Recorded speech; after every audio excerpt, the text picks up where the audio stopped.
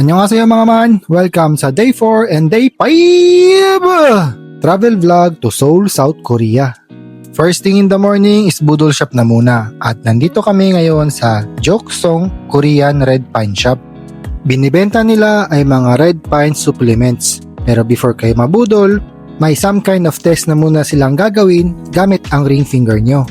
Mga Pinay din yung nag-i-explain dito sa amin at matik tax refund na din dito upon checkout nyo. Since bawal nga mag-video sa loob, let's go sa next budol spot. At dito yan sa JL Amethyst Tax Free Shop. Ang amethyst ay isang mineral made of silicon dioxide at ito ay isang purple gemstone. Pero hindi lang amethyst yung binibenta nila dito, kundi may iba't ibang klase din ng mga alahas. Ang tax refund dito sa Amethyst Shop ay sa airport nyo na ipoprocess. Kung hindi ako nagkakamali, sa my gate 28 yung tax refund kiosk if nasa terminal 1 kayo. At after check-in nyo pa ito mapoprocess. Kaya hindi masyadong nakakakaba ang tax refund dito sa South Korea. At again, bawal mag-video sa loob. Kaya after ng morning budol shop, nandito kami sa Mapo at dito kami magla-lunch. Ang lunch namin ngayon ay bulgogi. At syempre may kasamang beer pa nga yan oh. Kang Samida Taylor! At after mag-lunch, nandito kami sa K-Star Road. Isang K-pop team street dito sa Gangnam District. Ang Gangnam Dolls or Gangnam Dolls ba yan? Ay yung mga bear na statwa na nakasulat yung pangalan ng mga K-pop idols. Kaya in short, Gangnam Dolls.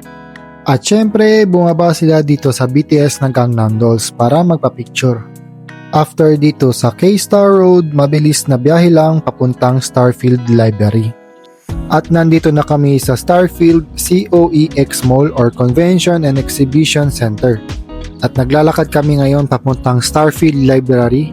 Tinawag siguro itong Starfield Library dahil nandito yung library sa Starfield COEX Mall. Pero ang local name nito ay Byeolmadang Library. Meron itong 70,000 books at pwede kayong magbasa dito o mag-aral. Kaya lang di ka naman siguro makafocus dahil sobrang dami ng taong nagpipicture at nagtitiktok.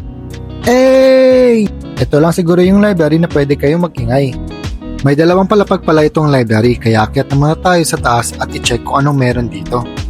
At meron din pala talagang nag-aaral o nagtatrabaho dito. Pero syempre mas marami pa din yung napipicture-picture lang. Tapos may Starbucks coffee dito sa kabilang side ng library at may escalator din paakyat.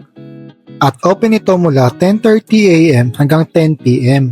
After ng Starfield Library, umakyat lang kami ng first floor para lumabas. At ngayon ay nandito na sa Oppa! Statue of Gangnam Style. Nagpa-picture lang kami dyan sa Statue of Gangnam Style or yung malaking kamay na statwa. At nagsayaw-sayaw na din pero hindi ko na i-upload yan dito kasi nakakahiya. Baka ma-discover pa ako ni Sai. Ang kantang Gangnam Style ay ang unang video sa YouTube na umabot ng 1 billion na views. Tapos parang may panel or screen sa tabi ng statwa para makita nyo yung info about Gangnam Style at i-play din yung music para makasayaw din kayo tulad namin. After sa Statue of Gangnam Style, papunta na kami sa Hyundai Premium Outlet na malapit dun sa hotel namin. After 1 hour na biyahe, nandito na kami sa Hyundai Premium Outlet. Binigyan kami ni Taylor ng 2.5 hour para mag-shopping kaya maglilibot na muna kami.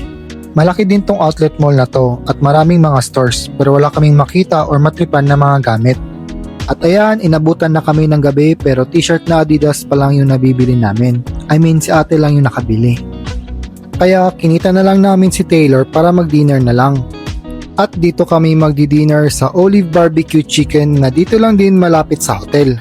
At yan yung dinner namin, Korean fried chicken plus beer para sa akin, syempre. After dinner, bumalik na kami sa hotel kaya transition na tayo sa Day 5! Day 5, good morning! Nandito na kami sa biyahe papuntang Namsan Seoul Tower or yung N Seoul Tower. At after 25 minutes na biyahe, nandito na kami sa Seoul Tower. At ganyan pala yung sasakyan or service namin dito sa tour. Isang Hyundai Staria. Bibili lang muna ng cable car ticket si Taylor papuntang N Seoul Tower. At nandito na kami sa pila ng cable car. Yung ticket pala ng cable car ay nasa 15,000 Korean won. Balikan na yon for adults. Pag children at senior na 65 years old and above, nasa 11,500 Korean won naman yung presyo. At ayan, nakasakay na kami ng cable car papuntang N Seoul Tower. Nasa 3 minutes lang yung duration papuntang N Seoul Tower. Pero hindi lang cable car yung pwede nyo sakyan papuntang Seoul Tower ha. Meron din itong shuttle bus at yan ay ang Namsan San Juan Shuttle Bus. At ang presyo ay nasa 1,400 Korean won one way. At kung free naman yung gusto nyo, pwede nyo itong lakarin or i-hike. Mga 30 minutes to 1 hour daw yung duration, depende sa pace ng paglalakad nyo. After 3 minutes na biyahe, nandito na kami sa Seoul Tower. Pumunta lang kami dito sa bilihan ng couple locks kasi bibili daw si ate. Yung couple lock pala dito ay nasa 10,000 Korean won. Yung couple lock naman namin ni Mrs. ay binili ko lang dito sa Pilipinas at nasa 400 pesos din yung presyo, kaya same lang. After mamili ng lock ni ate, ito naghahanap kami ng pwesto o lugar para makapaglagay ng lock. Kasi sobrang dami na ng mga couple locks dito at halos puno na ang mga railings. Itong paglalagay pala ng couple locks or love locks dito sa Seoul Tower ay inspired daw sa isang European tradition. At kung hindi ako nagkakamali, yan yung Pont des Arts Bridge sa Paris, France. Pero mas sumikat daw ito dahil sa mga K-dramas na film dito sa Seoul Tower at ngayon ay naging romantic tourist tradition na. After maglagay ng couple lock, papunta kami ngayon sa viewpoint ng Seoul Tower para magpa-picture. At ito ang view mula sa viewpoint.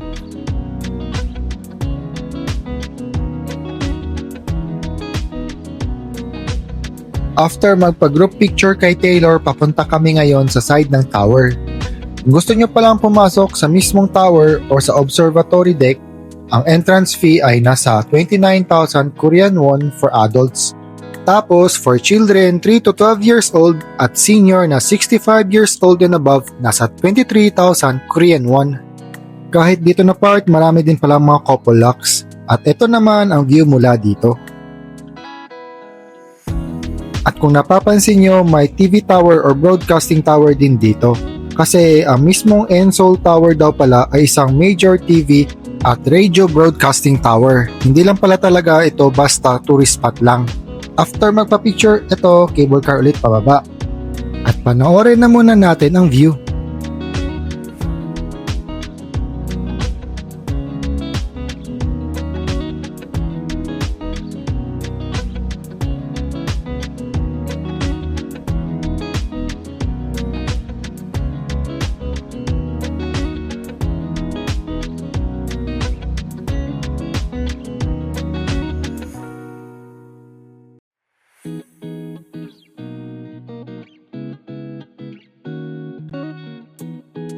After ng Seoul Tower, nandito kami ulit sa Mapo para mag-grocery. Ito yung maganda sa tour na to.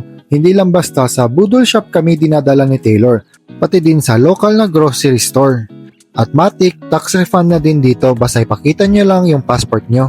After mag-grocery / bili ng pasalubong, naglakad lang kami sa labas para maghanap ng makakainan for lunch.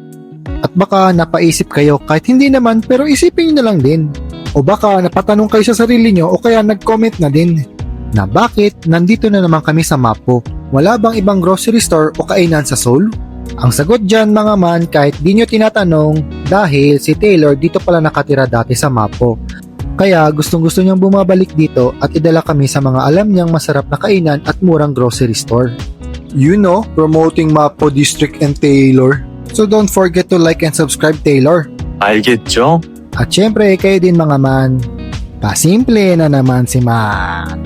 At after promoting Taylor, Mapo at syempre yung channel ko, nandito na kami sa kakainan namin. Ang lunch namin for today ay samgyeopsal.